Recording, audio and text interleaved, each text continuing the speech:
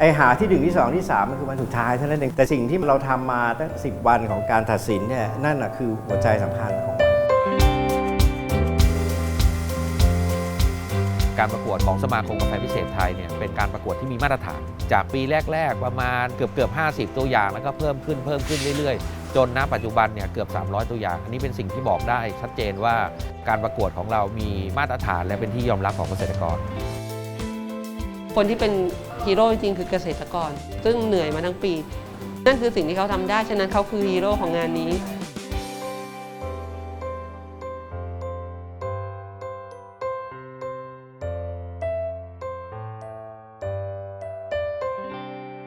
จริงๆในการประกวดมันเป็นการสร้างตัวอย่างทำให้เกษตรกรเห็นว่าถ้าทำดีแล้วเนี่ยเขาจะมีรีวอร์ด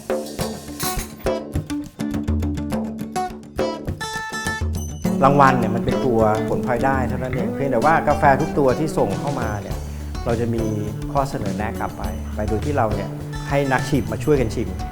สำหรับกรรมการก็คือต้องผ่านการเทรนของ COE มาแล้วเพราะฉะนั้นเนี่ยในการแข่งขันเนี่ยปกติมันจะใช้เวลา 3-4 วันก็จบแล้วแต่ของเราจะใช้เวลา10 วันเสน่ห์ของกาแฟมันอยู่ที่ความบาลานซ์มันคือรสต่างๆที่มันทำให้เรานึกถึงนู่นแล้วมันซ้อนเหมือนเราฟังดนตรีฟังวงที่มันมีเครื่องดนตรีที่มันหลากหลายที่มันซ้อนกันอยู่มีความกลมกล่อมมันมีความเป็นแบบว่าคล้ายๆสลัดเราต้องชิมอย่างละเอียดมากๆเพื่อเราจะได้ฟีดแบ็กกลับไปให้เขารู้ว่ากาแฟที่เขาส่งมาเนี่ยจะมีวิธีไหนที่ปรับปรุงมันจะดีขึ้นเวลาที่เราไปตัดสินที่ต่างประเทศเนี่ยเราก็จะให้คะแนนตามคัพปิ้งฟอร์มแล้วก็จัดอันดับมาเพื่อจะให้มีการประมูลแต่ในสำหรับเมืองไทยเนี่ยเรามีขั้นตอนมากกว่านั้นเราให้คะแนนจากใบคะแนนเรียบร้อยแล้วเนี่ยปุ๊บเนี่ยเราจะต้องมีการมารีพอร์ตสมมุติว่ากาแฟตัวนี้มีดีเพราะอะไรหรือว่าจุดเสียที่เขาจะต้องแก้ไขคืออะไรอย่างเช่นกินแล้วปุ๊บมันมีติดรสฝาดแต่รสฝาดนี่มันเกิดขึ้นจากคุณเก็บมีเม็ดอ่อนปนเข้ามาอะไรเข้ามานี่คือสิ่งที่เราจะต้องรีพอร์ตไปทุกอันเพราะฉะนั้นเราจะต้องคับกาแฟมากที่สุดเท่าที่เราจะทำได้กาแฟที่มันเป็นพวกไมโครลอตหรือเป็นแบบซิงเกิลออริจินอะไรเงี้ยมันจะมีคาแรคเตอร์ที่ค่อนข้างโดดเด่นเวลาเราชิมเราก็จะพอจะจับได้ว่าคาแรคเตอร์ประมาณนี้มันน่าจะมาจากหมู่บ้านนี้นะหรือมาจากเขตนี้นะอะไรเงี้ยครับในรอบแรกเนี่ยเราจะพูดถึงกาแฟทุกๆตัวถ้าความชื้นผ่านก็จะได้ถูกขึ้นมาชิมกาแฟตัวไหนมีข้อบกพร่องเราก็เอาเม็ดดิบเอารสชาติเนี่ยเอามาแมทชิ่งกันเพื่อวิเคราะห์หาสาเหตุเวลาชิมเนี่ยเราอยากให้กรรมการเนี่ยมีความสามารถในแต่ละวันเนี่ยชิมให้ได้ดีที่สุดโดยที่เราจะชิมวันละประมาณ3 รอบเพื่อให้กรรมการ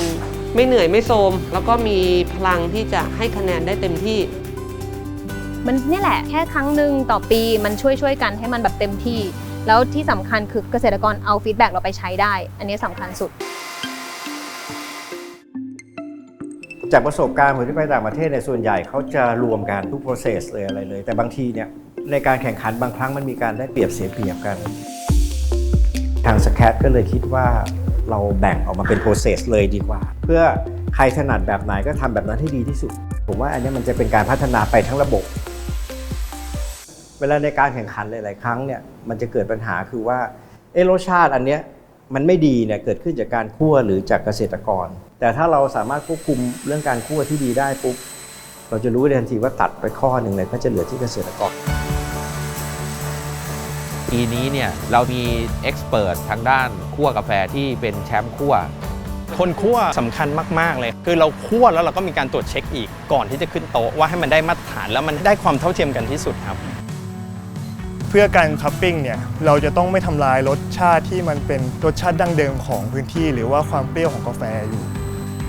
ตอนเช้ามาเนี่ยเราจะได้รับเมล็ดกาแฟ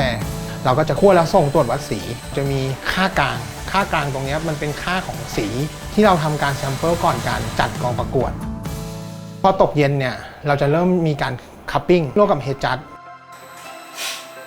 ถ้าสมมติว่ากาแฟตัวนี้เราชิมแล้วไม่อันเดอร์ไม่โอเวอร์แต่อาจจะยังสามารถดึงเอกลักษณ์ของกาแฟตัวนี้ได้ก็อาจจะคั่วซ่อมมีกาแฟหลายๆตัวครับที่เราซ่อม10 รอบก็มี เราต้องใส่ใจกับทุกๆนาทีในการคั่วเราต้องจดเราต้องห้ามพลาดอะ กาแฟที่ได้มาในการคั่วก็เป็นโค้ดหนึ่งเสร็จแล้วเดี๋ยวเขาก็จะไปทำโค้ดใหม่ เพื่อให้คนที่มาช่วยงานเนี่ยไม่มีใครรู้ฉะนั้นคนที่กุมความลับก็จะมีแค่คนเดียวความลับไม่รั่วไหลแน่นอนกรรมการที่มาชิมเนี่ยก็จะไม่รู้ว่าตัวไหนคือตัวไหนแต่เราจะชิมจากรสชาติที่มันอยู่ตรงหน้าจากคุณสมบัติที่อยู่ตรงหน้ามากกว่าแล้วก็ให้คะแนนไปตามนั้น กรรมการที่มาแต่ละท่านทุกคนก็มีกิจการของตัวเองเนาะแต่ว่าก็เสียสละเวลามาช่วยในการประกวดทีมงานเองก็เป็นทีมงานที่วอลันเทียร์จริงๆแล้วก็มาช่วยด้วยใจตั้งใจอยากจะให้กาแฟไทยออกมาดีแล้วก็ให้รีวอร์ดกับเกษตรกรที่เขาทำดีออกมาด้วยเหมือนกันทีมน้ำก็เป็นอีกหนึ่งงานอาสาที่ตั้งใจกันมากๆเลยนะฮะเขาต้องคอยสังเกตดูว่าบนโต๊ะประกวดนั้นเนี่ยถึงเวลาเสิร์ฟน้ำหรือยังอุณหภูมิที่นำมาก็ต้องดูให้เหมาะสมนะครับบางทีเราจะเห็นว่าน้องๆเนี่ยต้องมาลดอุณหภูมิกันอยู่ใต้โต๊ะนะครับเพื่อให้ความร้อนของน้ำนั้นเนี่ยเหมาะสมที่สุดในการสกัดกาแฟกรรมการทุกท่านต้องมีประสบการณ์มากนะครับไม่ว่าจะเป็นคิวเกเตอร์เองหรือว่ามีเซอร์ติฟายในการโรสติ้งเห็นว่าทุกคนเนี่ยไม่ได้มีใครแบบว่าอยากจะชูว่าเขาเป็นใครเพราะว่าสิ่งที่เราอยากจะชูมากที่สุดก็คือความตั้งใจของเกษตรกรที่ส่งเม็ดมาเพราะฉะนั้น10 วันของเราอ่ะกับ4 เดือนของเกษตรกรอ่ะเราช่วยเขาให้เต็มที่ดีกว่าการที่บางทีนะเราล้าอย่างเงี้ยมันก็จะไม่ค่อยรู้สึกถึงความต่างอันนี้ก็ไม่แฟร์แล้วนะเราต้องรู้ตัวว่าเราไหวหรือเปล่ามันต้องเฟรชพอต้องเตรียมตัวมาดีเราต้องอย่ากินอาหารพวกรสจัดเกินหรืออะไรเกินไม่งั้นเราจะไม่เซนซิทีฟมากพอแล้วเดี๋ยวฟีดแบ็กมันจะไม่ตรงในพาร์ทนี้เราก็เลยพยายามตั้งใจให้ดีที่สุดครับเพื่อให้การประกวดตรงนี้มันมีส่วนช่วยกับเกษตรกรอันนี้ผมว่ามันดีในทั้งกระบวนการไม่ว่าจะคนต้นน้ำเองหรือว่าคนปลายน้ำเองก็ได้รับสิ่งที่ดีตอบแทนไปด้วยครับในทุกๆการแข่งขันเราตามหากาแฟที่เอาไปเป็นตัวแทนกาแฟไทยในเวทีโลกได้สุดท้ายกาแฟที่เอาไปประมูลปริมาณไม่เยอะหรอกมันอยู่กันแบบ30 โลอะไรอย่างนี้เองแล้วประมูลกันเป็นโลละเป็นหมื่นสุดท้ายคือมันได้เงินเยอะแต่มันไม่ได้เยอะขนาดนั้นแต่สิ่งที่เขาได้คือความภูมิใจเว้ยเขาจะรู้สึกว่าเขาเป็นตัวแทนดอยนั้นที่ทำให้กาแฟทั้งดอยเขาเป็นที่รู้จักแล้วเขามีแรงในการทำปีต่อๆไปมีการแบบไปแนะนำว่าลองทำแบบนี้สิเพราะเขารู้จักพื้นที่เขาไอ้เรื่องพวกนี้จริงๆมันดูเหมือนไกลตัวนะแต่มันเกิดจากการประมูลที่มันบ่งบอกว่าที่เนี่ยมันมีชื่อเสียงเรื่องนี้และคนที่อยู่ในละแวกนั้นก็อยากที่จะทำได้บ้างมันเป็นความภาคภูมิใจของเกษตรกรเองว่าแบบฉันทำให้แบบพื้นที่ฉันบ้านเกิดฉันมันมีตัวตนการประกวดมันเป็นการตามหากาแฟที่ดีที่สุดจริงๆนะทั้ง3โปรเซสมันดิสทริบิวเท่ากันมากมัน90 91 90กว่าเฉลี่ยภาพรวมของควอลิตี้ทั้งหมดของกาแฟไทยมันดีขึ้นเหนือสิ่งอื่นใดก็คือกาแฟที่ประมูลเนี่ยนะครับเงินรางวัลมันคือรางวัลของเกษตรกรก็อยากให้ไปช่วยสนับสนุนกันนะครับเพื่อเป็นกำลังใจให้เกษตรกร